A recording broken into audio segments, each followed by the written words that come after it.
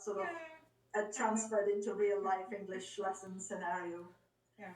Well, we have to do Workshop at whatever we home can. Yeah. Yes. since Okay. 3 in the Yeah, we morning. have one more question here. Yes. What should the teacher do when the students get stuck in answering an open-ended question?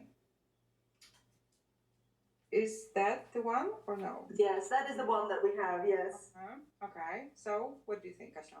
I think there can be. I mean, it sort of depends on the reason why the students get stuck. But I think we can put a little bit of effort into making sure that we help them not to get stuck, and that is by leading them to this open-ended question. Sometimes the students get stuck because it's the question is difficult from the point of view of their circumstances, but they might just be stuck because of language. And it is important to always make sure that the whole stage leading to answering open-ended questions is well scaffolded, and that they are given examples and support, that we elicit language that might be useful, that maybe we talk a little bit about the topic so they know, they have some ideas of what they can say, and they have some ideas how they can say it, so that when we get to the open-ended questions, they are not starting from sort of zero and panicking about what it is that I can even say and how,